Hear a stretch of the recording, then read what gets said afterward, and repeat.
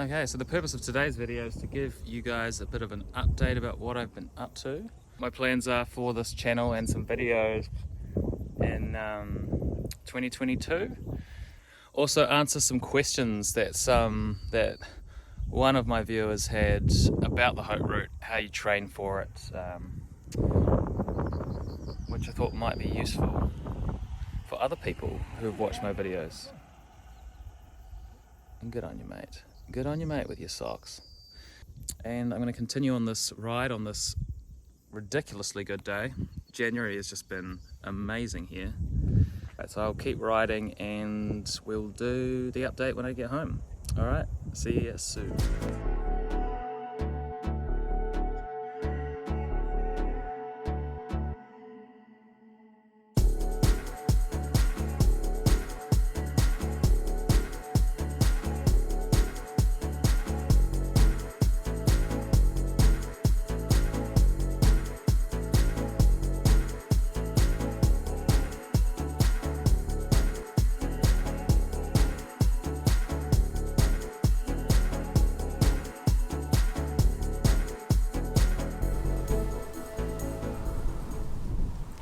Windy. She is windy. Thanks guys for watching my videos over the last year and a bit that I've had this channel going. It's certainly been interesting trying different video ideas and seeing what works and what doesn't. The main thing I love is doing those big trip kind of report style ones, like the Kopiko one, the Haute Route videos. That's definitely my passion, but they take ages and you need to actually go on big adventures, which when you're working full-time is not the easiest thing to do, but definitely got some other things planned for 2022. Go and film more epic rides around New Zealand.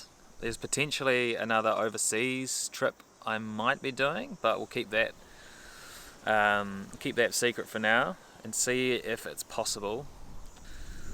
The main thing I really wanted to film this year was the tour Haute Route, which is the biggest, most popular bikepacking route in New Zealand. It goes from top to bottom. It's the sort of bigger brother of the Kopiko. And I entered for it, and it leaves fairly soon, but I just don't think I can commit to doing it, unfortunately. Mostly because of this potential that we go overseas, and I might do some cycling, so I've sort of had to can that, but I'm definitely going to do that. I want to film the whole route, hopefully do it in like 2.5 weeks. I'd love to do it with some friends. I've done heaps of bikepacking by myself and it's just more fun with friends, to be honest. So I'll go back and I will do that. I want to film that whole thing. Be interested to know if people who are actually subscribed to this channel, whether they prefer me doing more bikepacking videos or do you like the road cycling.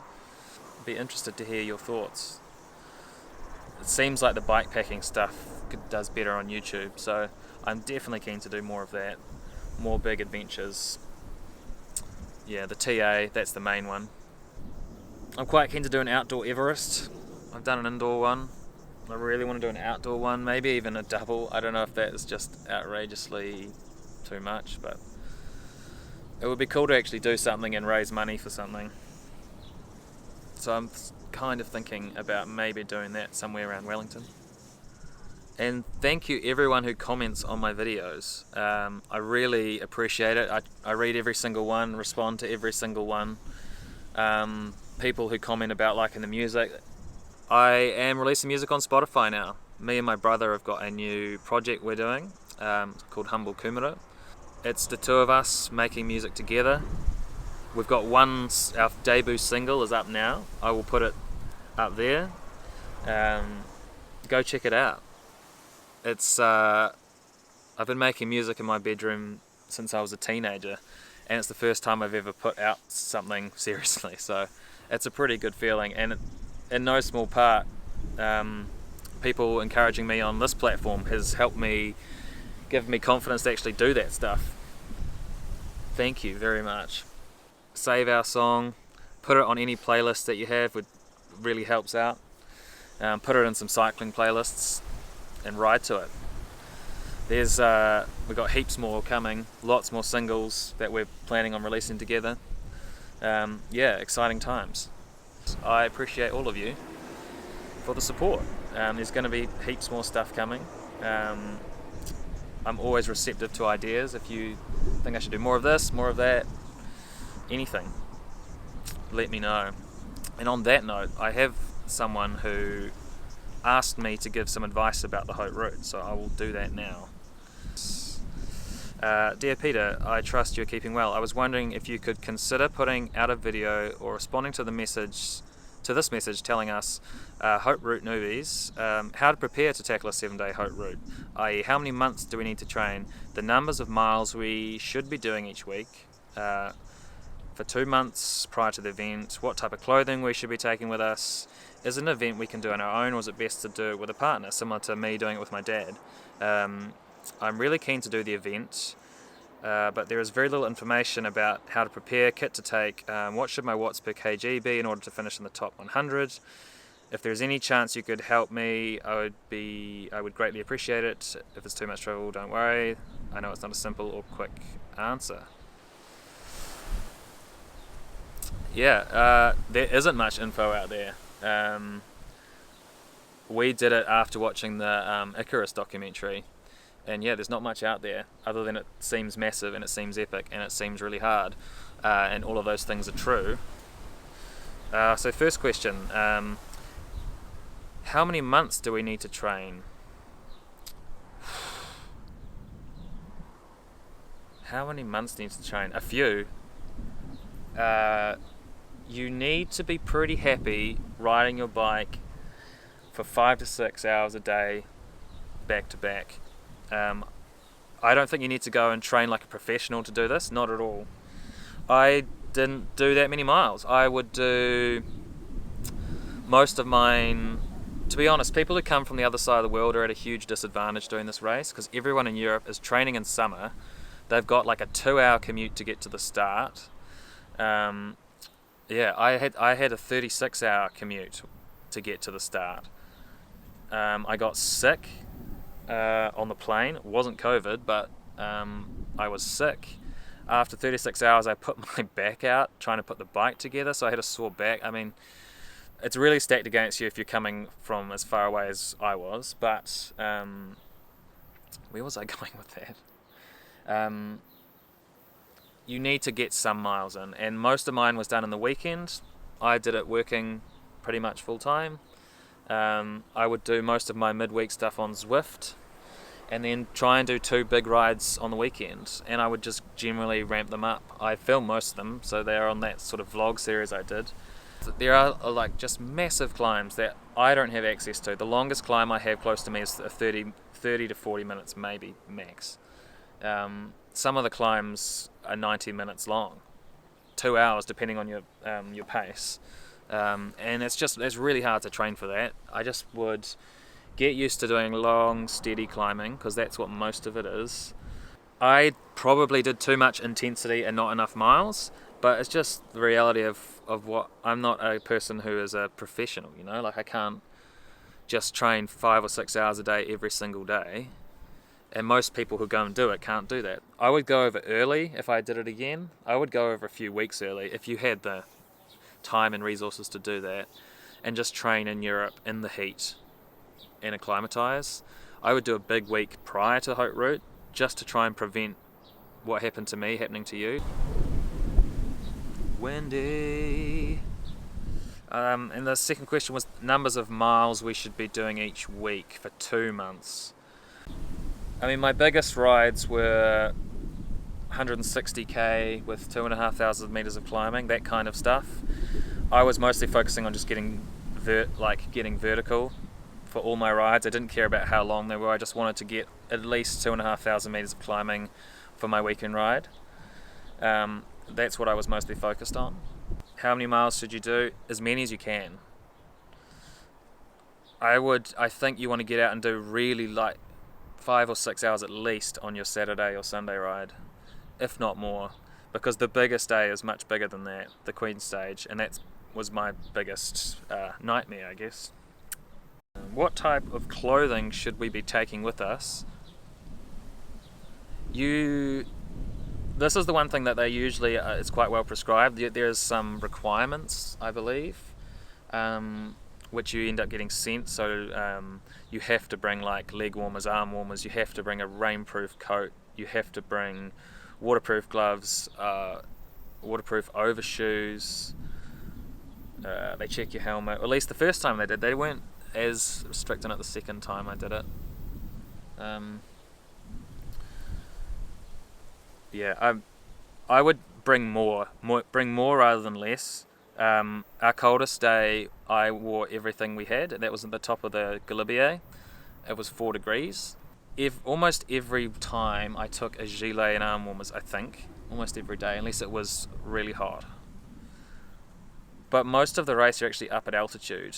There's only like a couple of times we really drop down and it gets warm. Most of the starts are cold. And it depends how much you want to tolerate being freezing at the start. Some guys would just be jersey every day with nothing else, but I definitely couldn't do that. Having a good Gore-Tex, like a shake dry, I think is ideal. I think it's one of the most ideal pieces of cycling clothing. So versatile. So when you finish, you get a bag that gets sent to the end, so you can put heaps of stuff in, so you know when you get there you will be able to put warm stuff on, so that's not as much of a worry. It's more just planning the tops of the hills. And at each race briefing they'll give you the report, like a pretty accurate mountain report about what the temperatures are going to be at the tops of each of the major cols of the day. It really helps you decide on what to do. So I hope that answers that. Is it an event you can do on your own? Totally. Or is it best to do with a partner? I've only done it with my family. I've never done the version where they do all the transfers for you and they sort your accommodation. Dad's always sorted it. I think doing it with your family is awesome. It's a great way for them to have fun too and see the countryside, see the Alps. My mum and my brother had a great time. It's not an easy race to spectate, to be honest, so they end up sort of seeing you at the start and at the end, unless they're fully there providing you at the like rest stations and stuff. If you are going to organise it yourself, you need to be quite early on some of the places. Some of the small ski villages don't have many places open during summer. They're sort of half open, and they sell out really quickly. I can't really say much about what the organised one is because I've never done it, but I think it's pretty good. I think if you're doing it with your family, I would just organise it yourself. Then you can pick and choose a wee bit. Thinking about where the race finishes and starts is really important, so that you don't end up with like a big drive to do in the morning. Some of the starts are early and it can be a bit stressful. What should my watts per kg be in order to finish within the top 100? I have no idea. I wouldn't stress about watts per kg. I don't think it's really that relevant. I think mental toughness is way more important. Mental toughness, nutrition, endurance. If you want to do well, you can't have a bad day. And that's what I had. I had 2 bad days, which I probably could have got top 10 in GC. If I hadn't had those 2 meltdowns. So you need to be just really consistent, not blow up, not bonk. Yeah, I hope that answers some of your questions, Andrew. I would really recommend doing it. It seems really scary and hard, and it is both of those things, I guess, but that makes it all the more rewarding when you finish it. It's one of those things where you actually gain a lot of fitness during the race. Most people really struggle in the start and middle portions. By the time you get to the end, everyone is in like the rhythm of it now. Legs are feeling okay, and you just get completely absorbed into this moving circus that the race is, and it's just the best thing ever. You like get to know all the people. You end up riding with basically the same people the whole time. And you get to know them, and everyone's really friendly. Yeah, it's a great event, and I would recommend it. Subscribe for more, I guess, because there's going to be a lot more. I'm going to do a lot more bike packing, a lot more riding in general, and I'm keen to just get amongst it. Go and save my single, have a listen, would really appreciate it, and I'll put our band Instagram there. You can get our band updates, and here's to a better 2022.